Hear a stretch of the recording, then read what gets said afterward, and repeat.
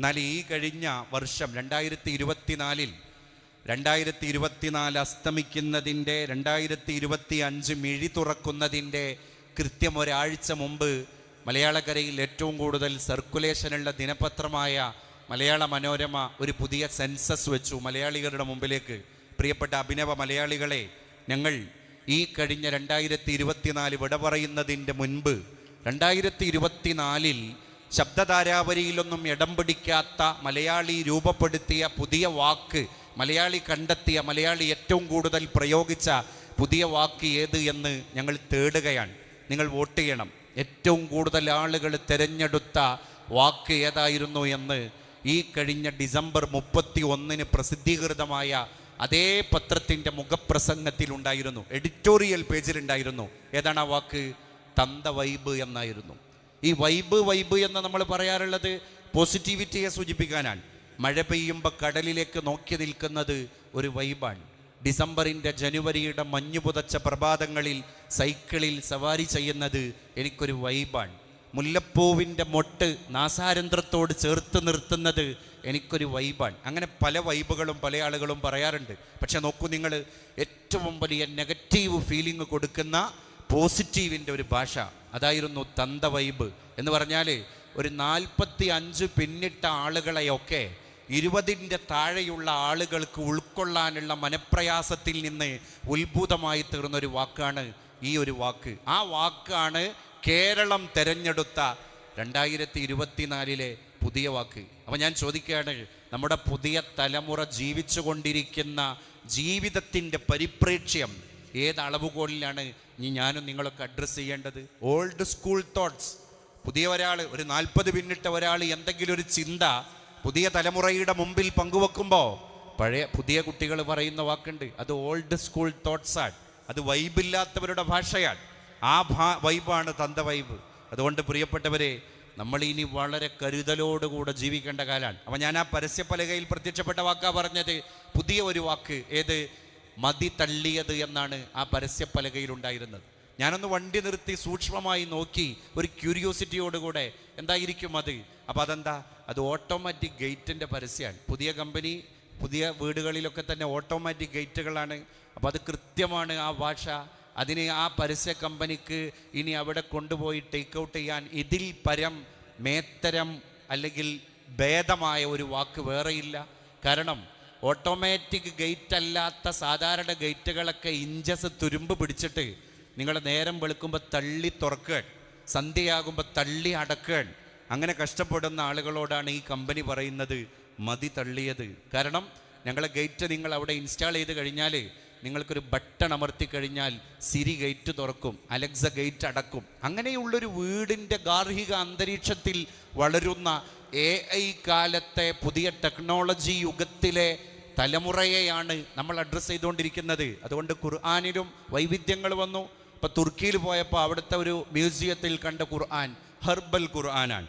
ആർഷഭാരത സംസ്കാരത്തിലും ആയുർവേദ സംസ്കാരത്തിലൊക്കെ ഔഷധക്കൂട്ടിൻ്റെ സസ്യങ്ങളെ കടഞ്ഞെടുത്ത് പിഴിഞ്ഞെടുത്തിട്ട് അതിനെ ദ്രാവക രൂപത്തിലാക്കിയിട്ട് അതിൻ്റെ വെള്ളം, അതിൻ്റെ ആ ദ്രവരൂപത്തിലുള്ള വസ്തുക്കളെ മഷിയാക്കി മാറ്റിയിട്ട് ആ മഷി കൊണ്ട് ഖുർആൻ 30 ജുസ്ഉം എഴുതി പൂർത്തീകരിച്ച് അതൊരു ഖുർആനാക്കി മാറ്റുക. അത് ഹെർബൽ ഖുർആനാണ്. എന്ന് പറഞ്ഞാൽ ആയുർവേദ സിദ്ധൌഷധങ്ങളുടെ ഇലകളെ, സസ്യങ്ങളെ പിഴിഞ്ഞെടുത്തിട്ട് അതിനെ മഷിയാക്കിയിട്ട് വിരചിതമായി രചിക്കപ്പെട്ട ഖുർആനാണ് ഹെർബൽ ഖുർആൻ. അതുപോലെ സിൽവർ ഖുർആൻ, ഗോൾഡ് ഖുർആൻ, സ്വർണ്ണലിപികളെ കൊണ്ട് എഴുതപ്പെട്ട ഖുർആൻ, ലോകത്തെ ഏറ്റവും വലിയ Quran, nano Quran, micro Quran, Android version of Quran, soft copy of Quran, hard copy of Quran. നമ്മുടെയൊക്കെ ഫോണിൻ്റെ അകത്ത് ഖുർആൻ്റെ ഒരു ഫോൾഡർ ഉണ്ട്. അതുകൊണ്ട് ഖുർആൻ്റെ സാധ്യത വളരെ വർദ്ധിച്ചിരിക്കാൻ. പക്ഷെ നോക്ക് നിങ്ങൾ, പാരായണം എവിടെയാണ്? സഹാബത്തിൻ്റെ കാലത്ത് ഇതൊന്നുമില്ല. Hard copy, soft copy, Android version ഒന്നുമില്ല. അന്ന് എല്ലിൻ്റെ മുകളിലാണ് ഖുർആൻ കൊത്തിവെക്കപ്പെട്ടത്, കല്ലിൻ്റെ മുകളിലാണ്, ഈത്തപ്പനയുടെ മടലോലയുടെ മുകളിലാണ് കൊത്തിവെക്കപ്പെട്ടത്. പക്ഷേ അവർ നിതാന്ത ജാഗ്രതയോടുകൂടെ അനവരതം പാരായണം ചെയ്യാണ്. അവരുടെ അധരങ്ങളൊക്കെ ഖുർആന് കൊണ്ട് വ്യാപൃതമാണ്. എന്ന് നോക്കൂ നിങ്ങൾ, എവിടെയും ഖുർആൻ. നമ്മളെ വീട്ടിൻ്റെ ഷോക്കേസിൽ ഖുർആൻ, കുട്ടികൾക്ക് ഓരോരുത്തർക്കും ഓരോ കോപ്പി ഖുർആൻ, അതിൻ്റെ ഒക്കെ പുറമെയാണ് പോക്കറ്റിലിരിക്കുന്ന മൊബൈൽ ഫോണിൻ്റെ അകത്ത് ഖുർആൻ. ഇത് പാരായണം ചെയ്യാൻ വുളൂവിൻ്റെ ആവശ്യമില്ല. സൗദി അറേബ്യയിൽ ഫത്വ കൊടുത്തൊരു മുഫ്തിയുടെ അടുക്കൽ വന്നാണ്ട് ഒരാൾ ചോദിക്കേണ്ട, ആ മുഫ്തിയോട് ചോദിക്കേണ്ട, എൻ്റെ ഖുർആനിൻ്റെ ഫോൾഡറിൻ്റെ ഉള്ളിൽ, എൻ്റെ മൊബൈലിൻ്റെ ഫോൾഡറിൻ്റെ ഉള്ളിൽ 30 ജുസ് ഖുർആനുണ്ട്, അതുകൊണ്ട് ആ മൊബൈൽ പോക്കറ്റിലിട്ടിട്ട് എനിക്ക് ബാത്റൂമിലേക്ക് പോകാൻ പറ്റുമോ? അപ്പോൾ ആ പണ്ഡിതൻ അവിടെ മറുപടി പറഞ്ഞത്, അതുകൊണ്ട് കുഴപ്പമില്ല, നിങ്ങൾ ആ ഫോൾഡർ ഡിസ്പ്ലേയിൽ ഓപ്പൺ ചെയ്തിട്ട് പോകാൻ പാടില്ല എന്നാണ് പറഞ്ഞത്. അല്ല, ഖുർആൻ ആ മൊബൈലിൻ്റെ അകത്ത് എവിടെയോ ഖുർആൻ്റെ ഒരു ഫോൾഡർ ഉണ്ട്, എന്നാലും നിങ്ങൾ ആ മൊബൈലും കൊണ്ട് ബാത്റൂമിലേക്ക് പോകാൻ പാടില്ല എന്ന് ഞാൻ പറയുമായിരുന്നെങ്കിൽ 30 ജുസ് ഖുർആൻ മനഃപ്പാടമാക്കിയ ഹാഫിളിനെയും വുളു ഇല്ലാതെ നിങ്ങൾ സ്പർശിക്കരുത് എന്നുകൂടി ഞാൻ അനുബന്ധം കുറിച്ച് പറയുമായിരുന്നു എന്നാണ് ആ പണ്ഡിതൻ കൊടുത്ത മറുപടി. ഇതിലൊരുപാട് കാര്യങ്ങൾ നമുക്ക് ഗ്രഹിച്ചെടുക്കാണ്ട്, ഇതൊക്കെ സുഗ്രാഹ്യമാണ്.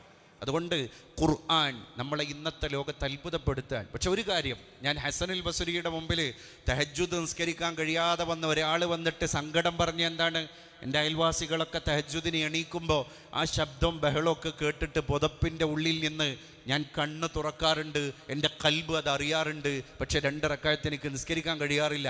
അതേ അവസ്ഥയാണ് ഇന്ന് നമ്മുടേത്. എന്ത്? Android version of Quran, soft copy of Quran, hard copy of Quran. പക്ഷേ ഒരു ദിവസം 10 ആയത്തുകൾ പോലും ഓതി പാരായണം ചെയ്തിട്ട് ദിവസം തുടങ്ങാൻ നമുക്ക് കഴിയുന്നില്ല. എന്തുണ്ട കാരണം?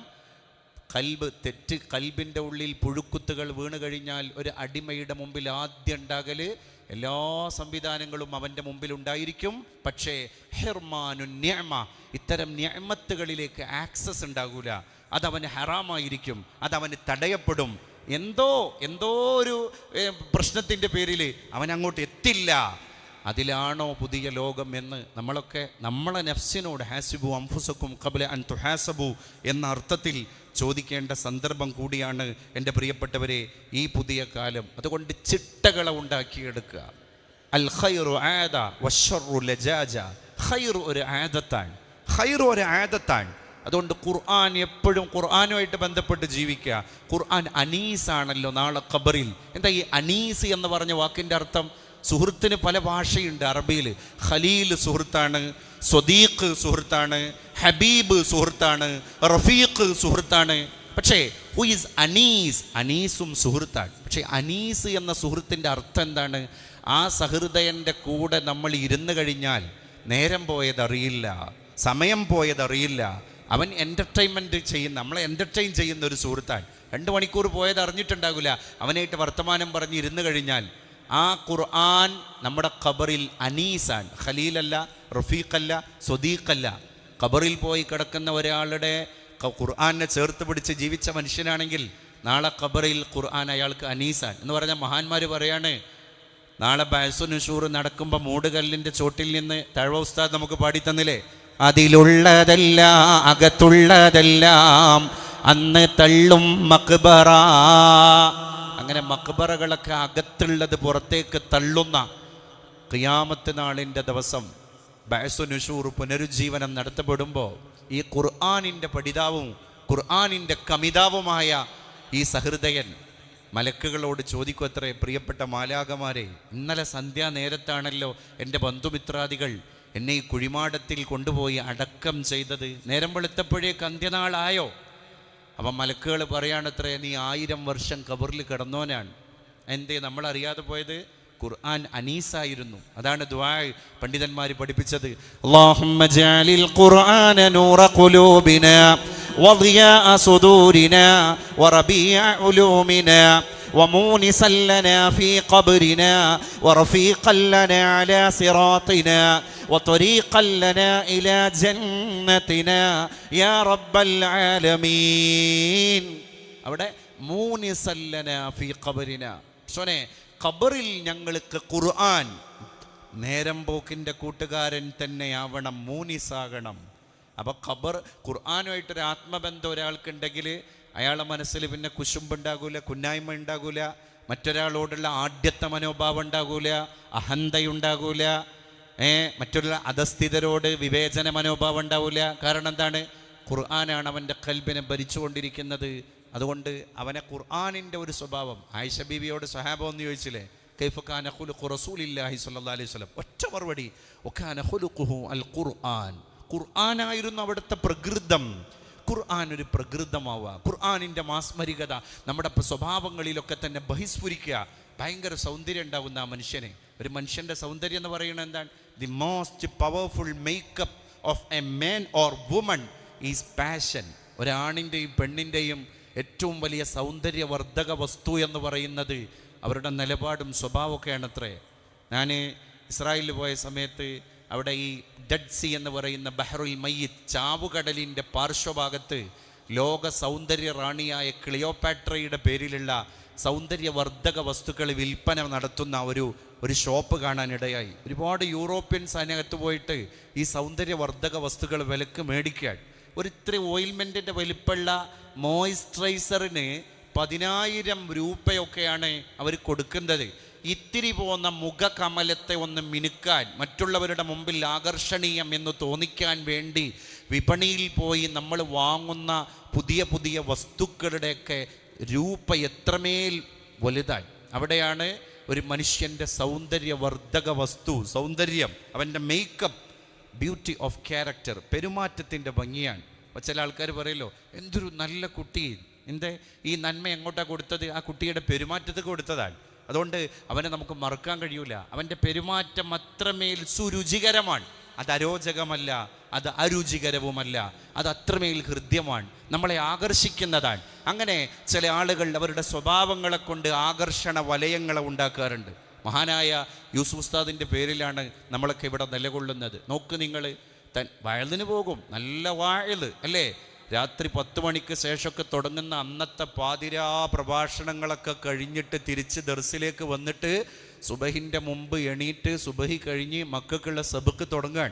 അസർ വരെ അത് ഞാൻ അങ്ങനെ ചിന്തിക്കാൻ. 63-ാമത്തെ വയസ്സിൽ വളരെ നല്ല ഒരു പ്രായത്തിൻ്റെ മൂർധന്യതയിൽ മഹാനായ ഉസ്താദ് അവർകൾ നക്ഷത്രങ്ങളെ പ്രണയിച്ച്, മഴയെ സ്നേഹിച്ച്, സ്വർഗത്തെ കിനാവ് കണ്ട്, ആരോടും ഒന്നും പറയാതെ മൗനിയായി ജീവിതം പോലെ സുഗന്ധദായകമായ ഒരു അന്ത്യം കുറിച്ചിട്ട് നടന്നുപോയത് സ്വർഗത്തിലേക്കായിരിക്കും. കാരണം അന്നത്തെ ദർസി സമ്പ്രദായത്തിൻ്റെ ഒരു ഘടനയിൽ പോലും ഒരു നല്ല ഒരു സിസ്റ്റം കൊണ്ടുവന്നു എന്നുള്ളതാണ്. ഉസ്താദ് ഒരു പാണ്ഡിത്യ ശോഭയോടുകൂടെ അപ്ഡേറ്റഡ് ആയിരുന്നു എല്ലാ കാര്യങ്ങളിലും. തൻ്റെ ശിഷ്യന്മാരോട് അത്രമേൽ അദമ്യമായ സ്നേഹം.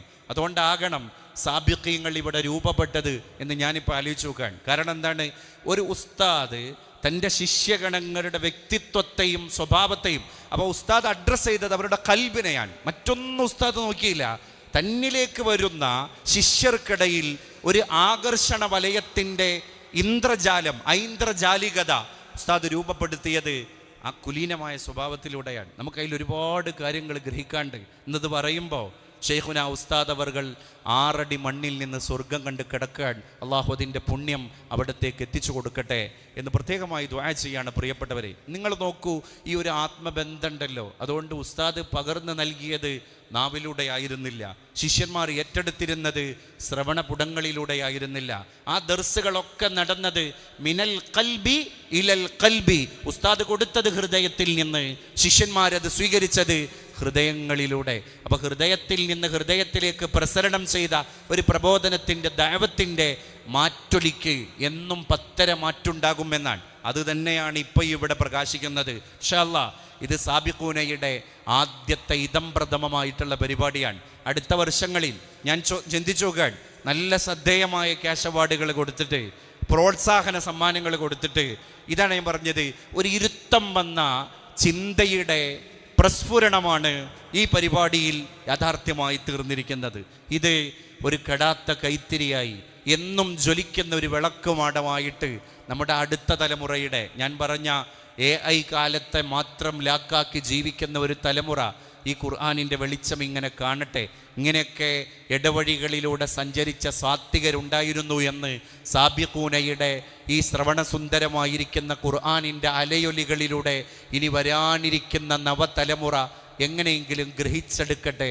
നമുക്ക് നൽകാനുള്ള ദൗത്യം അപരിമേയമാണ്. അനസ്യൂതമായിട്ടത് തുടരണം എൻ്റെ പ്രിയപ്പെട്ടവരെ. നമ്മുടെ and I have miles to go before I sleep എന്ന് റോബർട്ട് ഫ്രോസ്റ്റ് പണ്ട് പറഞ്ഞ പോലെ എനിക്ക് യഥാർത്ഥ ഉറങ്ങുന്നതിൻ്റെ മുമ്പ് മൈലുകളോളം ഓടാനുണ്ട്. ഏതാണ് യഥാർത്ഥ ഉറക്ക്?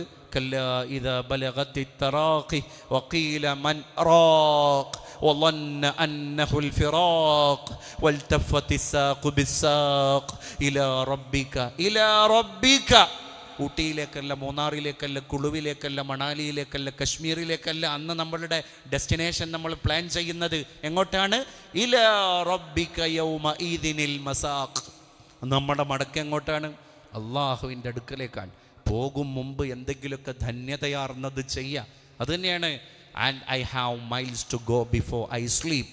ഞാൻ ഉറങ്ങും മുമ്പ് എനിക്ക് എന്തൊക്കെയോ ചെയ്യണം. വിശ്രമിക്കരുത് എന്നാണ്. അവിശ്രമം, വിശ്രമമില്ലാത്ത ജീവിതത്തിനാണ് മലയാള ഭാഷയിൽ അവിശ്രമം എന്ന് നമ്മൾ പറയാം. ആയിഷ ബീവിയുടെ മുമ്പിൽ വന്ന് സ്വഹാബ ചോദിക്കുന്നുണ്ട്, അവിടെ നിന്ന് പുറത്ത് റെസ്റ്റില്ലാത്ത ഓട്ടാണ്. ആയിഷ ബീവി, ഇവിടെ വന്നിട്ട് റസൂലുള്ള റെസ്റ്റ് എടുക്കാറില്ലയോ? ബീവി പറഞ്ഞ മറുപടി എന്താണ്? മാ യുറാ ഫാരിഗൻ ഖത്തു ഫീ ബൈതിഹി. ഈ വീട്ടിൽ അവിടെ നിന്ന് വെറുതെ ഇരിക്കുന്നത് ഞങ്ങളാരും കണ്ടിട്ടില്ല. പിന്നെ എന്തായിരുന്നു മഹദി എവിടത്തേക്ക് പണി? അപ്പോൾ ആയിഷ ബീവി മൊഴിയാൻ, വകാന യഹ്ലുബു ശാതഹു വയഖുമ്മു ബൈതഹു. ആടിൻ്റെ അകിട് കറക്കും, എന്നിട്ട് പാല് ശേഖരിക്കും. തൂക്കുപാത്രം കയ്യിലെടുത്തിട്ട് നേരം വെളുത്ത് കഴിഞ്ഞാൽ ആര്? ലോകം പടക്കാൻ കാരണക്കാരനായ പ്രവാചക ശിരോമണി സല്ലല്ലാഹു അലൈഹി വസല്ലം യഹ്ലുബു ശാത്ത. നമ്മൾ അറബി ഭാഷയിൽ ഹലീബ് എന്ന് പറഞ്ഞാൽ എന്താ? കറന്നെടുത്ത പാല്. ലബൻ എന്ന് പറയുന്നതല്ലല്ലോ പാല്, ഹലീബാണ് പാല്. യഹ്ലുബു യഖുമ്മു. കുമാമ അറബികൾ പറയാറുണ്ട്. കുപ്പത്തൊട്ടിക്ക് വേസ്റ്റുകളൊക്കെ തന്നെ അടിച്ചു കൂട്ടിയിട്ട് നമ്മൾ കൊണ്ടുപോയി തട്ടുന്ന സ്ഥലമാണ് മാലിന്യ കൂമ്പാരങ്ങൾ, കുപ്പത്തൊട്ടി. അതാണ് കുമാമ. യഖുമ്മു ബൈതഹു. അവിടുത്തെ ചൂല് കയ്യിലെടുത്തിട്ട് വീടിൻ്റെ അകത്തളങ്ങളെയൊക്കെ അടിച്ചു വൃത്തിയാക്കുന്ന പ്രവാചകനെ ഞങ്ങൾ കാണാറുണ്ടായിരുന്നു. നോക്കൂ നിങ്ങൾ, എത്ര മനോഹാരിത നിറഞ്ഞതാണ് ജീവിതം. അതുകൊണ്ട് വ്യക്തിപ്രഭാവം എന്നുള്ളത് എളിമയിലാണ്. എളിമയിൽ അഭിരമിക്കാൻ കഴിയുക. അഭിരാമം എന്ന് പറയുന്നത് എന്താണ്? അത് സമ്പത്തിൽ മാത്രമുള്ളൊരു കാര്യമല്ല. എളിമയിൽ അഭിരമിക്കാൻ കഴിയുക. വകാന യഅ്മുറു അമാമഹു ബിൽ മശി അമാമഹു സ്വഹാബഹു ബിൽ മശി അമാമഹു. സ്വഹാബത്ത് റസൂലുള്ളാഹിൻ്റെ പിന്നിൽ നടക്കുമ്പോൾ ഇടക്കൊക്കെ നിങ്ങളൊന്ന് മുന്നിൽ നടക്ക്, മറ്റത് ഞാൻ മറ്റൊരാളായി മാറും. പേടിയോണ്ട് പറയാൻ, തന്നെ പേടിച്ച് ഭവ്യതയോടുകൂടെ പിറകിൽ നടക്കുന്ന സ്വഹാബത്തിനോട് യഅ്മുറു ബിൽ മശി അമാമ, എൻ്റെ മുന്നിലൊന്ന് നിങ്ങൾ നടക്ക്, ഞാൻ വൺ എമംഗ് യു, നിങ്ങളിൽപ്പെട്ട ഒരുത്തൻ മാത്രമാണ്. അങ്ങനെ ബയോളജിക്കലി നമ്മളെപ്പോലെ ജീവിച്ചു. പക്ഷേ യൂഹാ ഇലയ്യ, ഇങ്ങനെയൊക്കെ ജീവിച്ചാലും എനിക്ക് ആ വഹി കിട്ടുന്നത് അത് നിങ്ങൾക്ക് ആർക്കും അല്ല, വഹി നേടുന്നൊരു പ്രവാചകനാണ്. ആ യൂഹാ ഇലയ്യ എന്ന് പറഞ്ഞ ആള് നമ്മളോട് പറഞ്ഞത് ഇന്നമാ അന ബശറും മിസ്ലുക്കും യൂഹാ ഇലയ്യ എന്നാണ്. ബയോളജിക്കലി ഞാൻ നിങ്ങളെപ്പോലെയാണ്. നിങ്ങളെപ്പോലെ കല്യാണം കഴിച്ചു, നിങ്ങളെപ്പോലെ വിശപ്പുണ്ടായി, നിങ്ങളെപ്പോലെ ബാത്റൂമിൽ പോയി, നിങ്ങളെപ്പോലെ മക്കളുണ്ടായി, നിങ്ങളെപ്പോലെ ബുദ്ധിമുട്ടുകളുണ്ടായി, പരീക്ഷണങ്ങളുണ്ടായി. ഇതൊക്കെ ഞാൻ തൃണവൽക്കരിച്ചു. നോക്കൂ നിങ്ങൾ, അവ ജീവിതം എന്ന് പറയുന്നത് ഒരുപാട് അടയാളപ്പെടുത്തലുകളാണ് എന്ന് അള്ളാഹിൻ്റെ റസൂൽ അനൗൺസ് ചെയ്ത് വീട്ടിൽ പോവല്ലേ ചെയ്തത്. പിന്നെ ഫീൽഡിൽ ഇറങ്ങിയിട്ട് കാണിച്ചു തരിക ചെയ്തത്. നമ്മൾ ഗ്രൗണ്ട് റിയാലിറ്റി അറിയുന്നവരാകണം. What you mean by ground reality? ഇവിടെ തിരുവനന്തപുരം സ്റ്റേഡിയത്തിൽ ക്രിക്കറ്റ് മത്സരം നടക്കുന്ന സമയത്ത് ഗാലറിയിൽ ഇരിക്കുന്ന ആൾക്കാർ പിച്ചിനെ പറ്റി ഒന്നും അറിയില്ല. നമ്മളിങ്ങനെ പറയും നല്ല പുൽത്തകിട്, നല്ല പച്ചപ്പുൽ മൈതാനം, എന്താ കളി തുടർന്നാൽ. പക്ഷേ ഒരു ബാറ്റ്സ്മാൻ വന്നിട്ട് അദ്ദേഹത്തിൻ്റെ ബാറ്റ് എടുത്തിട്ട് പിച്ച് ഇങ്ങനെ കുത്തി നോക്കുക. എന്നിട്ട് അദ്ദേഹം പറഞ്ഞു കൊള്ളില്ല. എന്താ? അവിടെ സ്പിന്ന് ബോൾ ചെയ്താൽ തെറിച്ചു പോകും, ഫാസ്റ്റ് ബോൾ ചെയ്താൽ തെറിച്ചു പോകും, അതുകൊണ്ട് കളിക്കാൻ യോഗ്യമല്ല, എല്ലാവരും പിരിഞ്ഞു പോകണമെന്ന് പറയാൻ. അപ്പോഴും ഗാലറിയിൽ ഇരിക്കുന്നവർ ആശങ്കയോടുകൂടെ ചോദിക്കുകയാണ്, നല്ല പച്ച പുൽമേടല്ലേ, വിശാലമായ മൈതാനല്ലേ, ഇവിടെ വേറെ തടസ്സങ്ങളൊന്നും ഇല്ലല്ലോ. പക്ഷേ ഈ ഗാലറിയിൽ ഇരുന്ന് കളി കാണുന്നവർ ഗ്രൗണ്ട് റിയാലിറ്റി അറിയുന്നവരല്ല. നമ്മൾ സമൂഹത്തിൻ്റെ ഗ്രൗണ്ട് റിയാലിറ്റി അറിയേണ്ട ആൾക്കാരാണ്. ഏതുപോലെ ഞാൻ നേരത്തെ പറഞ്ഞൊരു തലമുറ നമ്മളെ ഇടയിൽ വളരാൻ, അപ്പോഴും നമ്മൾ ഗാലറിയിൽ ഇരുന്നിട്ട് അഭിപ്രായം പറയാണ് മക്കൾ, കുട്ടികൾ, കൗമാരം, യൗവനം അല്ല, അവർക്കിടയിൽ ഇറങ്ങണം. അവർക്കിടയിൽ ഇറങ്ങുമ്പോഴാണ് അവരെന്താണ് എന്ന് നമുക്ക് തിരിച്ചറിയാൻ കഴിയുള്ളൂ. മുള്ളെടുക്കാൻ മുള്ള് തന്നെ വേണമല്ലോ. അപ്പം വിട്ടുവീഴ്ച ചെയ്യാൻ പോലും ഒരു മനുഷ്യന് സാധ്യമാകുന്നത് ഒരു കൃതഹസ്തനായ മനുഷ്യനെ കഴിയുള്ളൂ എന്നാണ്. വിട്ടുവീഴ്ച എന്ന് പറഞ്ഞാൽ എന്താ? മാപ്പ് എന്ന് പറഞ്ഞാൽ എന്താ? റസൂലുള്ളാഹി അങ്ങനെ കൊടുക്കാൻ അല്ലേ, നിർലോഭമായിട്ട് കൊടുക്കാൻ. പണ്ടൊരു സൂഫി പറഞ്ഞു, മാപ്പ് എന്ന് പറയുന്ന വാക്ക് ഒരു സസ്യത്തിൻ്റെ മുകുളങ്ങളിൽ നിന്ന് ഒരു മനോഹരമായ പൂവിനെ അടർത്തിയെടുക്കുമ്പോൾ, അതിനെ പ്ലക്ക് ചെയ്തെടുക്കുമ്പോൾ ആ നേരത്തും ആ പൂവ് കൊടുക്കുന്ന സുഗന്ധമാണ് മാപ്പ്. നമ്മൾ പറയാറുണ്ട്, ഇറുപ്പവനും മലർ ഗന്ധമേകും, വെട്ടുന്നവനും തരുചൂടകറ്റും, ഹനിപ്പവനും കിളിപ്പാട്ടുപാടും, പരോപകാരപ്രവണം പ്രപഞ്ചം. ഇറുപ്പവനും മലർ ഗന്ധമേകും. ഒരു പൂവിനെ ഇറുക്കാൻ പോകുന്നവന് ആ നേരത്ത് പൂവ് അതിൻ്റെ ലുബ്ധില്ലാത്ത സുഗന്ധം കൊടുക്കാൻ, അത് എൻ്റെ മാതാവിൽ നിന്ന് അടർത്തിയെടുക്കാൻ വന്ന കാതകനല്ലയോ, അതുകൊണ്ട് അവന് എൻ്റെ സുഗന്ധം വേണ്ട എന്ന് പറഞ്ഞ് പുഷ്പം അന്നേരം അവന് വേണ്ടി ലുബ്ധ് കാണിക്കുന്നില്ല. പിന്നെ ആ പുഷ്പം അവനോടും സഹകരിക്കാൻ, അവനും കൊടുക്കാൻ, നിർലോഭം കൊടുക്കാൻ, കൽമഷം ചോരാതെ അതിൻ്റെ സൗഗന്ധികത ആ ആൾക്കും കൊടുക്കാൻ. അദ്ദേഹത്തിൻ്റെ ശത്രുവാണോ മിത്രാണോ എന്നൊന്നും പൂവ് നോക്കുന്നില്ല. വെട്ടുന്നവനും തരുചൂടകറ്റും. 6 വരിപ്പാത നിർമ്മിക്കണം, അതുകൊണ്ട് ഒരുപാട് മരങ്ങളെ മുറിച്ചു മാറ്റണം എന്ന് വികസനത്തിൻ്റെ സ്വപ്നം കാണുന്ന മനുഷ്യൻ വന്ന് പറഞ്ഞിട്ട് തിരുവനന്തപുരത്ത് കണിയാപുരത്ത് നമ്മുടെ മുമ്പിലുള്ള വിശാലമായ മുത്തശ്ശി തേന്മാവിൻ്റെ കഴുത്തിൽ മഴുവക്കാൻ വരുമ്പോൾ നട്ടുച്ച നേരമാണ്. ആ മഴു ഇങ്ങനെ വെച്ചിട്ട് അതിൻ്റെ കണ്ഠം മറുത്തുകൊണ്ടിരിക്കുന്ന കാട്ടാളനായ മനുഷ്യനെ സൂര്യതാപത്തിൽ നിന്ന് സംരക്ഷിക്കുന്നത് അതേ മരമാണ്. അവൻ ഏതൊരു മരത്തെ കൊല്ലാനാ പോകുന്നത്? ആ കൊല്ലാൻ പോകുന്ന കൊലയാളിക്ക് തണൽ കൊടുത്തത് കൊല്ലപ്പെടാൻ പോകുന്ന മരമാണ്, വൃക്ഷമാണ്. അതാണ് വെട്ടുന്നവനും തരുചൂടകറ്റും, ഹനിപ്പവനും കിളിപ്പാട്ടുപാടും. അല്ലേ? തള്ളപ്പക്ഷിയുടെ മുട്ട വിരിഞ്ഞ് ആ മുട്ടക്ക് 10-20 ദിവസം അടയിരുന്നിട്ട് ആ പക്ഷി തൻ്റെ കുഞ്ഞുമക്കളെ പുറത്തെടുത്ത് ആ കുഞ്ഞുമക്കൾക്ക് അന്നം തേടി തള്ളമാതാവ് പറന്നുപോയ നേരത്ത് ഈ വികസനത്തിൻ്റെ സ്വപ്നം കാണുന്ന മനുഷ്യൻ അടർത്തി മാറ്റിയ മരത്തിൻ്റെ ശിഖരത്തിൽ നിന്ന് താഴേക്ക് പതിച്ചത് ഒരു പക്ഷിയുടെ കുഞ്ഞിൻ്റെ ഒരു കൂടായിരുന്നു. നീടോത്ഭവം, നീടത്തിൽ നിന്ന് ഉത്ഭവിച്ചതാണ് പക്ഷി. അതുകൊണ്ടാണ് പക്ഷിക്ക് മലയാളത്തിൽ നീടോത്ഭവം എന്നൊരു പേരുണ്ടായത്. ആ നീടം അവിടെ കിടക്കാൻ, പക്ഷിക്കുഞ്ഞ് ചത്തുപോയി.